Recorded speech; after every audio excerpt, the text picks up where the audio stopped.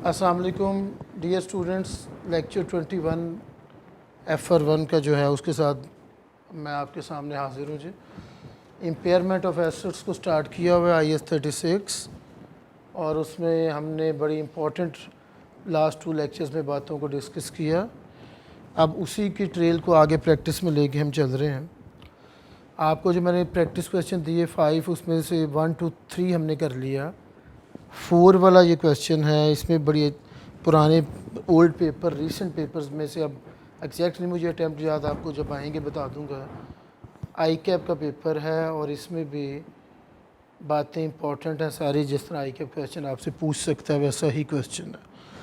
तो ज़रा इसकी रिक्वायरमेंट अगर पढ़ें तो क्या लिखा हुआ जी, compute the impairment loss to be recognise at 31 December 2020। फिर वही typical C requirement, impairment loss जो किसका फ़र्क होता है, carrying value at the date of impairment test, और किसका recoverable amount calculated at the date of impairment. अगर कैरिंग वैल्यू ज़्यादा हो, रिकवरेबल अमाउंट कम हो तो क्या आता है, लॉस। नहीं जरा क्वेश्चन पे आए ऊपर प्लीज़।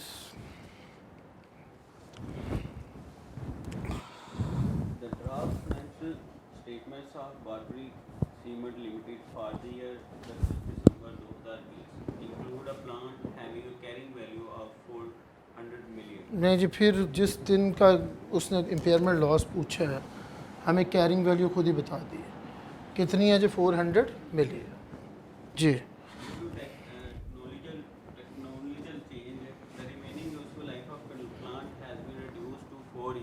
ठीक है, टेक्नोलॉजिकल चेंज आया, प्लांट की टेक्नोलॉजी हमारे वाले की पुरानी होगी, इसलिए हमें लाइफ को कम करना पड़ा है और लाइफ कितनी रह गई है हमारी, 4 साल। आगे जो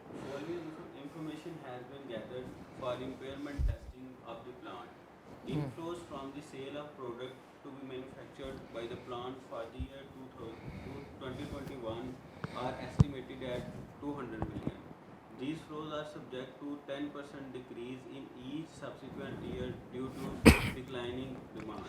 कल हमने ये इस तरह का क्वेश्चन नंबर मेरे ख्याल 3 किया था। क्या किया था, जब मैंने पहले आपको लिख के बताया था कि फ्यूचर के इनफ्लोज लेंगे और ऑपरेटिंग आउटफ्लोज भी लेंगे, लेकिन अगर उनमें कोई वेरिएशन बताई हो इंक्रीज़ डिक्रीज़ की तो वो भी अभी अकाउंट फॉर करेंगे। तो इट मीन्स हमें जब ये 200 से शुरू करना है तो हर साल कितना कम करना है, इनफ्लो 10%, क्योंकि आने वाले 4 सालों के लिए आपने कैश फ्लो को एस्टिमेट करना है, क्योंकि वो लाइफ कितनी कहता है फ्यूचर में रह गई है, 4 साल। 20 के एंड पे बैठा हुआ तो 4 साल के 21, 22, 23 और 24। आगे जो Outflows from the operational cost for 2021 are estimated at 80 million. These flows would be increased by 5% in each subsequent year despite decline in demand due to inflation and increase in plant payment. हाँ जी, operational cost भी लेते हैं, relevant होती है, लेकिन ये हर साल कितनी बढ़ानी है, 5%। कितनी बढ़ानी है, दोनों वेरिएशंस आएंगी, इनफ्लो में भी और किसमें, आउटफ्लो में भी। आगे जो BCL's net profit is subject to income tax of 20%. Clearly कल हमने देखा था कि इनकम टैक्स रिलेटेड कोई ट्रांजैक्शन भी आपने कैश फ्लो के अंदर अकाउंट फॉर नहीं करना। आगे जो Depreciation on plant is calculated using straight line method. हाँ जी, डेप्रिसिएशन का भी क्लियरली कल लिखवाया था कि वो भी कैश फ्लो का पार्ट नहीं बनती, क्योंकि वो एक एस्टिमेटेड खर्चा है। कौन सा खर्चा? Estimate. आगे जो The plant's net disposal proceeds at the end of the useful life is estimated at 100 million. हाँ, ये ज़रूर आएगा, ये कल हमने पढ़ा था कि डिस्पोजल प्रोसीड जो at the end of useful life आती है वो भी क्या बनेगी, इनफ्लो। क्या बनेगी, next. Pre-tax and post-tax discount rates are 12% and 9.6% per annum respectively. कल इसकी भी बात हुई और फिर बाद नेचुरल ये निकली कि प्री टैक्स रेट हमेशा लेंगे जिससे वैल्यू इन यूज़ निकलेगी, पोस्ट टैक्स रेट को यूज़ नहीं करेंगे, क्योंकि हम देखें कैश फ्लो में टैक्स का इम्पैक्ट नहीं लेते, तो फिर डिस्काउंट रेट भी कौन सा आएगा, प्री टैक्स वाला, और वो कितना है हमारे में, 12% है। नेक्स्ट, नीचे थोड़ा सा इसको नीचे भी कीजिए। A technologically advanced plant with similar capacity can be for 350 million। ये तो अगर इसी तरह का प्लांट नया ख़रीदें तो कितने का आता है, 350 का।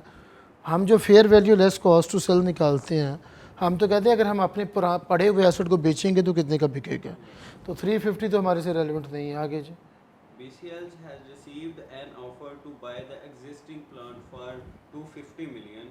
BCL will have to incur shipping cost of 7 million to dispatch the existing plant. हाँ ये आखिरी दो लाइनें रेलिवेंट है। Fair value less cost to sell, 250 का बिक जाएगा, कितना खर्चा करके 7 मिलियन। और कल यहाँ भी हमने कॉन्सेप्ट लिया था कि फेयर वैल्यू नॉर्मली क्या होती है, मार्केट वैल्यू, लेकिन अगर हमें कोई ऑफ़र आए बायर से तो हम फिर उस वैल्यू को भी एस्टिमेटेड समझ के क्या समझ लेंगे, वो फेयर वैल्यू है। अब ठीक है, ये भी टिपिकल सा क्वेश्चन है जी, हमें कैरिंग वैल्यू दी हुई है, क्या दी हुई है, कितनी है कैरिंग?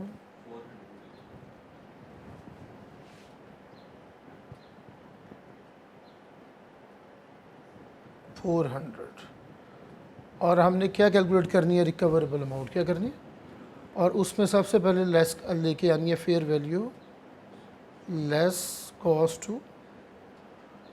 अब वो बड़ी छोटी सी इंफॉर्मेशन है, 250 माइनस 7, तो इधर ही ब्रैकेट में दिखा देते हैं कितना, 240। अब हमने निकालनी है वैल्यू इन यूज़, क्या निकालनी है, इसकी वर्किंग करनी पड़ेगी, क्योंकि आने वाले 4 साल की कैश फ्लोज निकालेंगे, फिर डिस्काउंट करेंगे, फिर अमाउंट आएगी, ऐसी ही। और फिर हायर ऑफ अबव हमारी बनेगी क्या, रिकवरेबल अमाउंट।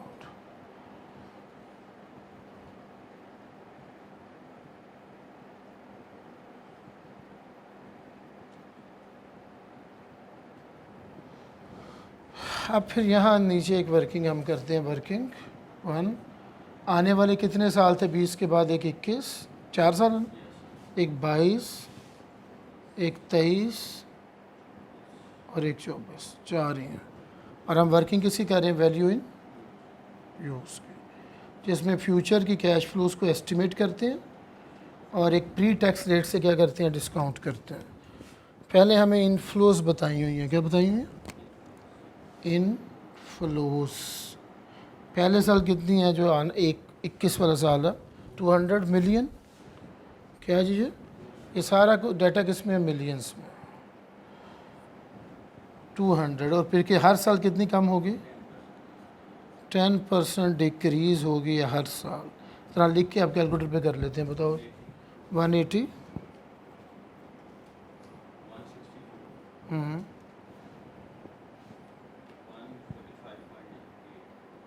146 ही कर लेते हैं, क्या कर लेते हैं, राउंडिंग की और हमने क्या बना लिया।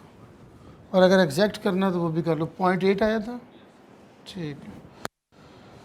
अब हमने कैलकुलेटर पे किया, इसे बता दिया कि भाई तुमने खुद ही बताया था 10% डिक्रीज़, तो हमने उसका इफ़ेक्ट लिया। फिर आउटफ्लो आ गई, ऑपरेटिंग कॉस्ट, वो कितनी है पहले साल, और हर साल कितनी इंक्रीज़ होनी है, 5% इंक्रीज़ करो जी इनके। हाँ,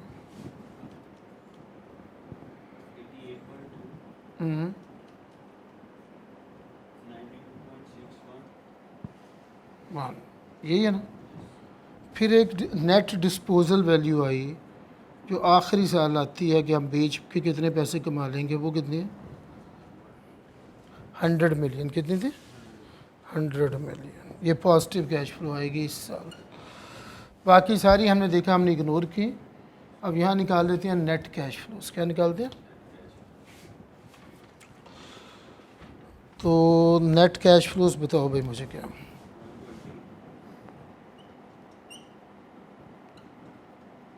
हम्म 96,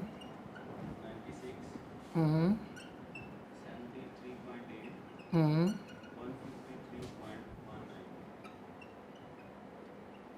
आप इसको डिस्काउंट करेंगे, डिस्काउंट रेट दिए कि direct present value, present value of cash flows, और डिस्काउंट फैक्टर क्या था, 1 + 12% था ना, उसकी पावर -n, उन्हें उसे बता दिया हमने, बताते जो क्या, 0.89, अच्छा 0. 89 अच्छा डिस्काउंटिंग फैक्टर। पहले डिस्काउंट फैक्टर है, इस तरह आया,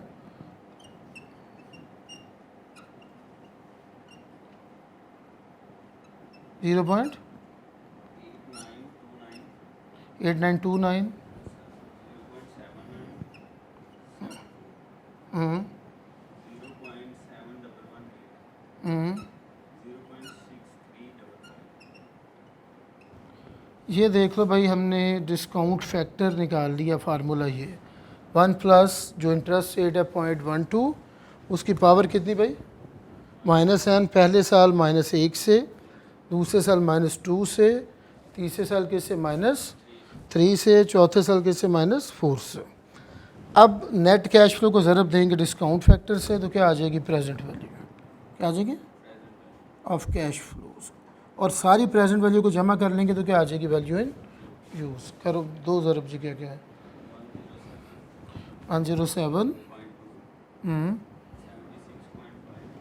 6 52 और सबको जमा कर लो 330.36 330 333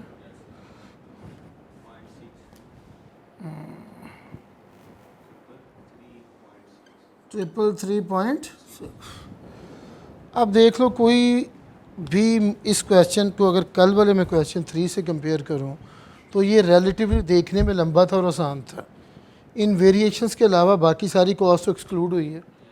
3 आई हैं कॉस्ट, इनफ्लो, आउटफ्लो और क्या भाई नेट डिस्पोजल वैल्यू।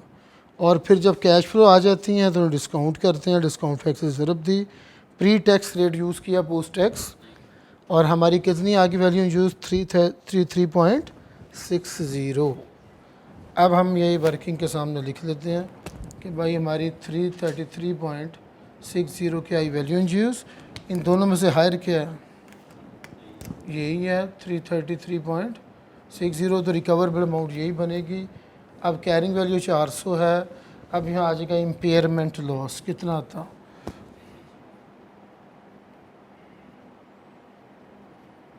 66 पॉइंट। लें जी, ये बारबरे सीमेंट वाला क्वेश्चन, और इस तरह के क्वेश्चन नॉर्मली 8 से 10 नंबर के आते हैं तकरीबन हर अटैम्प्ट में। वैसे वो रीसेंट अटैम्प्ट्स में भी इम्पेयरमेंट पूछ रहा है, और टिपिकल सी यही उसका स्कोप है इम्पेयरमेंट का। थोड़ी देर पहले हमने इसको स्टार्ट किया था, मेरा ख्याल जब आप ऑफ पे गए थे उससे एक दिन पहले, सैटरडे को, और तीसरा उसके बाद लेक्चर है, यानी हमारा 4th लेक्चर है। तो चीज़ें तकरीबन आपने जो कवर कर ली हैं, ये जब क्वेश्चन करेंगे तो एक छोटा सा टॉपिक है रिवर्सल ऑफ इम्पेयरमेंट का, उसके अलावा सारा कुछ आपने पढ़ लिया। क्या किए, सारा कुछ पढ़ लिया। तो ये स्टैंडर्ड उतने दिन नहीं, जैसे आपके देखो 18 दिन लगे थे आई थिंक, किसके ऊपर, IAS 16 पे। तो ये 4 से 5 दिन में ख़त्म हो रहा है। इसका स्कोप भी बड़ा लिमिटेड सा है। अगर इसको गौर से देख रहे हो तो ये चीज़ें आपको समझ आ जानी चाहिए। करें जी नोट इसको, फिर हम आगे एक और क्वेश्चन है हमारा प्रैक्टिस, उसको देखते हैं जी।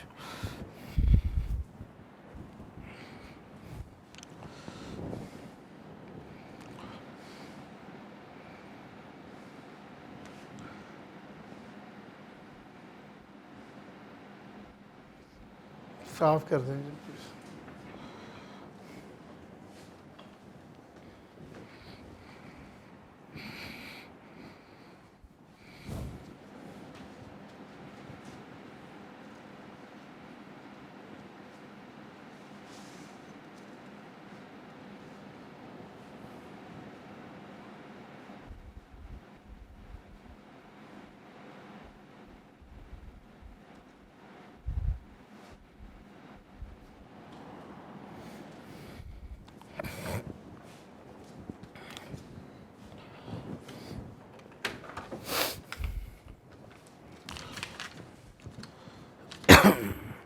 फिफ्थ क्वेश्चन पे आते हैं जी। ये हमारे यहाँ प्रैक्टिस क्वेश्चन में लास्ट वाला रिक्वायरमेंट, ज़रा भाई पढ़ो इसकी क्या जी। नीचे फिर compute impairment if any on each plant. मुझे लग रहा है एक से ज़्यादा प्लांट दिए हुए, ऊपर आइएगा जी।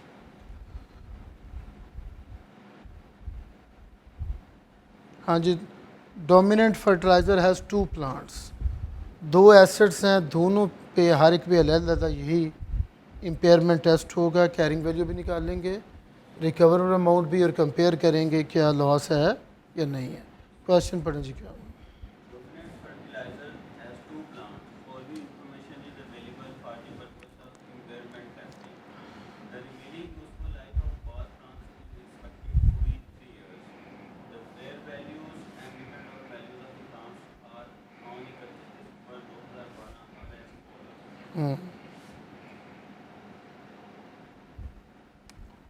अच्छा खुद ही दे दी WDV जी, 220 P1 की और उसकी 160, फेयर वैल्यू जितने का बिकेगा और इंक्रीमेंटल कॉस्ट भी दे दी। ये हम डाटा यूज़ करेंगे fair value less cost to sell के लिए। कैरिंग वैल्यू भी दी है, अब बचा सिर्फ क्या वैल्यू इन यूज़। नीचे हैं जी, पढ़ो क्या। Expected cash flows from each plant in next 3 years are as follows. Annual inflows P1, P2, 105, 50, 55. Annual outflows अच्छा, ये जो एक्सपेक्टेड कैश फ्लो है ये एनुअल है क्या? इसका मतलब हर साल 105 105 आएगा, ठीक है, और 55 भी ऐसे ही है। हाँ जी। sale proceeds at the end of 3 years, हाँ, cost at the end of 4 years. अच्छा, अब एसेट अगर एंड पे भी बिके और बिकते हुए आपका कोई खर्चा हो तो वो भी इसमें से क्या होना, लेस होना। तो नेट 8 - 2 आप कितना कमाएंगे, 6, और यहाँ 3 × 1 क्या कितना कमाएंगे, 2, ठीक है। नीचे क्या दिया मुझे, Present value factor based on discount factor of 10% for year 1, year 2, year 3 are as follows. खुद ही दे दिए, देखो आपके सामने डिस्काउंट फैक्टर भी दे दिए। बड़ा नॉर्मल और बड़ा आसान सा क्वेश्चन। प्लांट वाइज हम इसको लेके चलेंगे। एक है प्लांट 1, क्या P,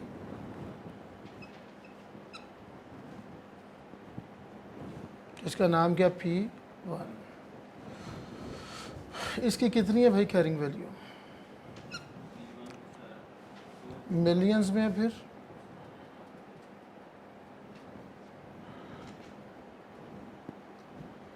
WDV या कैरिंग वैल्यू एक ही चीज़ का नाम है जी। कैरिंग वैल्यू 220, और अब हमने कंपेयर किससे करना है, वो एक टिपिकल सा चीज़ कौन सी, रिकवरेबल अमाउंट। उसमें पहले क्या निकालना, fair value less cost to sell. बड़ी छोटी सी इंफॉर्मेशन दी हुई है जी। 210 - 7 कितना होता है जी, ये देखें लिखा है फेयर वैल्यू, ये 7 रुपये खर्चा, 203। अब क्या निकालनी है, वैल्यू इन, और उसकी क्या दी है, वर्किंग 1, और रिकवरेबल अमाउंट क्या होती है, विच एवर इज़ हायर।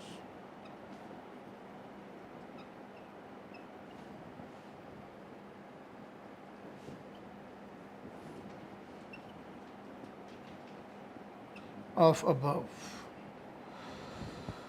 तो यहाँ वर्किंग 1 में अब क्या निकालेंगे, वैल्यू इन, कितने साल हैं, आने वाले 3 साल हैं। कोई उसका नहीं दिया हुआ, बस ईयर 1 2 3 लिखना पड़ेगा ना, 31 दिसंबर 2012 लिखा हुआ। तो आगे फिर 2013 होगा, 14 और 15, और फिगर सारी किस में, मिलियंस में, सही है। एनुअल कैश फ्लो कितनी आनी थी, इनफ्लो,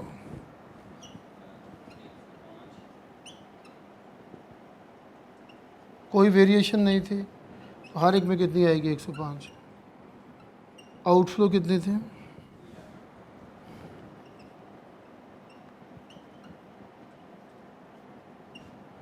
हर एक में 11। फिर क्या था, नेट कितनी लिखेंगे, 8 में से कितना माइनस करना, 8 - 2 कितना होता, आखिरी साल आएगी। बस ये करके हम क्या निकाल लेंगे, नेट कैश फ्लोस क्या निकाल लेंगे,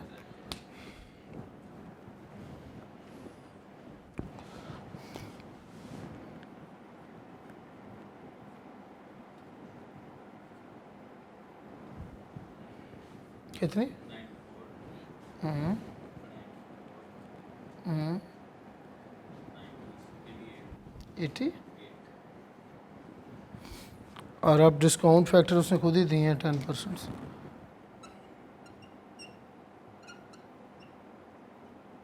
कितने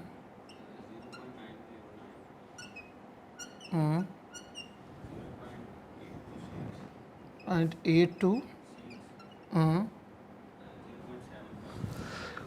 7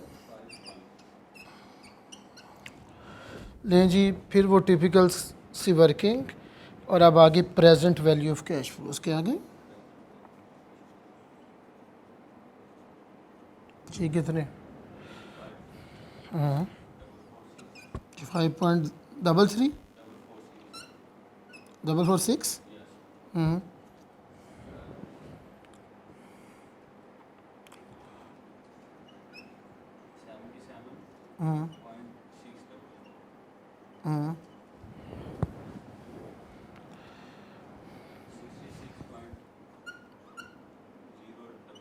डबल नहीं जी। ये तीनों वैल्यूज़ अभी प्रेजेंट वैल्यू पे आई। किस में आई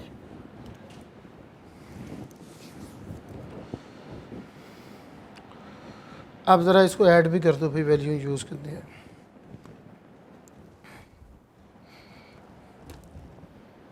हाँ? 85 77 66 क्या तो ऐड मैंने तो ब्रैकेट डाल दी नहीं, ऐड ही करना। चल दोबारा कर दो इसे, देखो कितना आ जाएगा। अच्छा तुमने इसे भी लेस कर दी, कुछ नहीं होता। दोबारा लिखो 100 को 0.751 से ज़रूर 75 पॉइंट अब ऐड कर दो।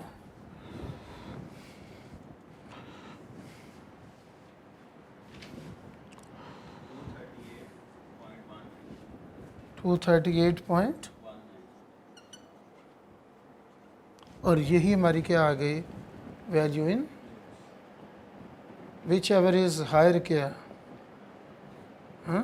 238 point. Impairment loss if any है कोई लॉस नहीं।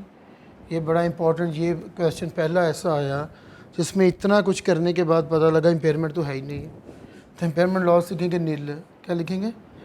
ये नहीं कि आप लिखेंगे पॉजिटिव हो गया, कुछ भी नहीं है, ज़ीरो है जी। क्या वो तब होना था जब कैरिंग वैल्यू ज़्यादा होती और रिकवर अमाउंट क्या होती कम। आप देखो P1 का जब टेस्ट हुआ तो इस तरह हुआ। अगर हम ऑब्वियसली लग रहा है कि दो उसने पूछे हुए हैं, P2 में वो जब करवाएगा तो इम्पेयरमेंट आ जाएगी, क्या आ जाएगी आ जाएगी। लेकिन अगर आपने P1 देख लिया तो ये होमवर्क आपको पहला मिलना है कि P2 आपने खुद करना। इसी तरह P2 की क्या निकालनी है जी, कैरिंग वैल्यू दी हुई है, फेयर वैल्यू भी ऐसी एक लाइन में आ जानी है, वैल्यू यूज़ की ऐसी वर्किंग है बस। और फिर जो निकलेगा फिर ऐसे ही कंपेयर करना। मुझे लग रहा है कि उसका इम्पेयरमेंट लॉस आएगा आफ्टर अ डे, यानी आप खुद वर्किंग अच्छी तरह नोट कर लें। इससे पहले 1-2 दिन मैं आपको 1-2 दिन बाद यानी इसकी सॉल्यूशंस भी PDF में भेज दूंगा जो हमने प्रैक्टिस की है। तो ज़्यादा रिकन्फर्म करना आपके लिए क्या हो जाएगा, आसान हो जाएगा। तो ईद से पहले बेटा ये हमारा काम था इम्पेयरमेंट का जो हम पढ़ चुके हैं।